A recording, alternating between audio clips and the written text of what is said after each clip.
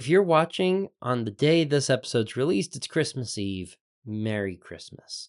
And happy holidays. I sincerely hope that this time of year is a beautiful, relaxing, and rejuvenating season for you, as opposed to stressful. And while I wish you the best, we got to be realistic. I know for some of you listening, the holidays are a difficult time and there's a lot going on and we feel like we're barely treading water. But there is hope in the future. We have to have hope in a better tomorrow. We have to have hope in a holiday season in the future that isn't a burden, but a blessing. That is the focus of today's episode, covering Hope-Filled Financial Footstep number 8. That will be the main topic.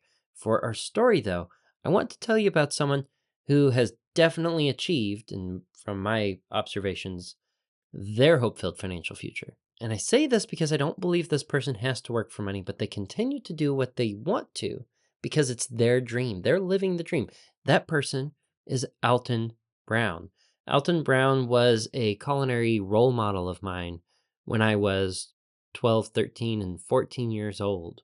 From that point on, I loved cooking and I loved science with cooking because of his show, Good Eats. For my fellow Good Eats fans out there, what was your favorite episode and why? Let me know in the comments. I was an Alton Brown super fan. I have many of the mid-year, early year episodes on DVD still downstairs in my basement. I own every cookbook. I have, I think, 2 or 3 cookbooks that are autographed. Super fan. I've also gone to see him in person 3 times. The first time I saw Alton Brown live, he was doing a stage performance where he made ice cream with fire extinguishers. It was carbonated ice cream. And second, he cooked pizza using over 1 million lumens of stage lighting in 60 seconds. The show was fantastic, and I loved it. The second time I got to meet Alton Brown, I got to speak with him. It was a book signing here in Kansas City. At the time, I was a college student, and it was a long day. I was running on about 2 hours of sleep, and it was the day that I'm pretty sure, to this point, I consumed the most caffeine I ever had in a 12-hour period. I was over 500 milligrams of caffeine. We drove to Kansas City, and when I say we, I mean me and a friend. Hi, Michelle, if you're listening. We drove to see Alton Brown in Kansas City and collect signed cookbooks for ourselves and for family members for Christmas gifts. I got one for my mom. And as a part of the book signing, you get to hear him give a little spiel about the book. You get to buy your book. You get to go up and he signs them, and then you take some pictures with him. And he noticed that I was wearing an Alton Brown designer bow tie. I'm not wearing it today. I'm wearing green right now because it brings out my eyes. Give me some time to find me a new bow tie. This time, no polka dots. Maybe something in a nice blue, not too busy. Or green. I like green. Brings out my eyes. Alton even remembered the name of the bow tie. He said, "I appreciate you wearing the salmon hunter here." He was very genuine in person at the book signing, and it was awesome to actually interact with him. I thought that was going to be it.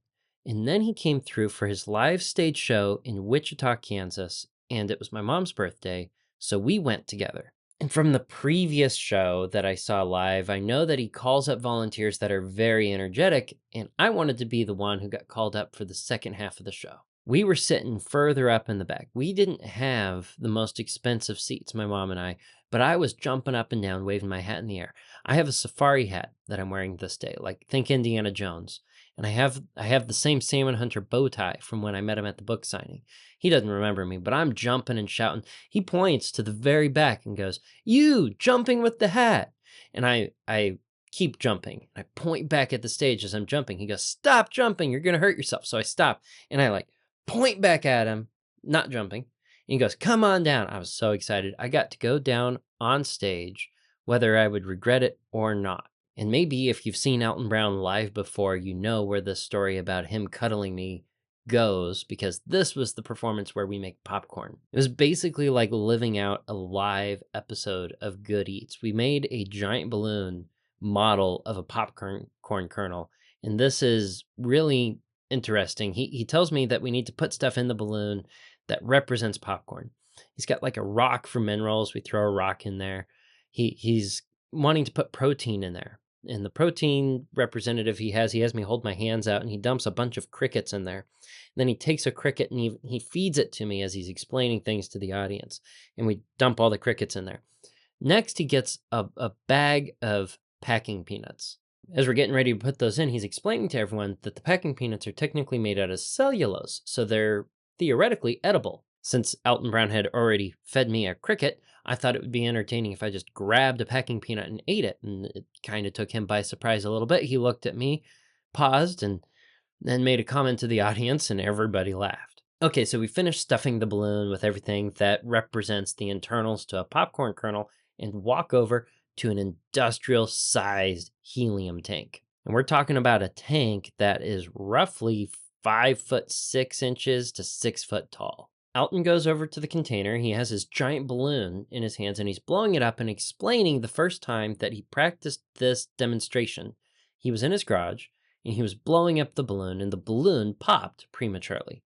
He said that the rock that was in the balloon hit him in the head, and the cricket legs were sharp and they got all stuck in his outfit. And that's why he picks a volunteer that's a little bit taller than he is. This is the part where it makes sense why they dressed me in a safety vest, a bright orange safety vest, and a bicycle helmet. Alton Brown pulls me between him and the helium tank. He's got his arms wrapped around me as he's blowing up the balloon. I'm there stiff as a board. I'm a previously homeschooled kid who was arguably sheltered. This is new territory for me. I'm being cuddled live on stage by someone I looked up to, and I'm not feeling super comfortable, but I did sign the waiver that signs my life away. So anyway, Alton's blowing up the balloon and tells the audience, it's okay, we're not spooning. Okay, we are, but it's okay because he's not into it. You're not into it, Jay, right? You're not into it? No, I wasn't into it. So the balloon's blown up. I'm holding the balloon. He gets up on a ladder. He's got a heat gun, and he's using the heat gun to represent the popcorn kernel being cooked, leading up to it popping. And, well, the balloon's way up there, and eventually to make the balloon pop, he does just touch it a little bit with the heat gun. It pops, and cricket legs and styrofoam packing peanuts and a rock come showering down over me. And that wasn't the end of it. We ended up making popcorn with a giant rocket ship filled with, I think, almost 30 hot air popcorn poppers and 2 to 3 air cannons. The rocket ship filled up with popcorn, tilted forward. Alton pushed a button and I was standing in front of it dressed like an astronaut holding a giant bowl, and the popcorn goes flying over everybody's heads and I catch popcorn in the bowl. It was awesome. Okay, why am I telling you this story on Christmas Eve of all days? I'm telling you this because Alton has hit a point where he gets to do what he wants to do because he wants to do it because it's his dream. We all have an opportunity in our lives to hit a place financially where money is a tool, not a burden, where our personal financial decisions, our personal financial circumstances enable us to be truly free. We can hit a point of financial independence where we can do what we want to, not because we have to, but because it is our dream. We can live and give the dream. That's what we're going to talk about in the main topic.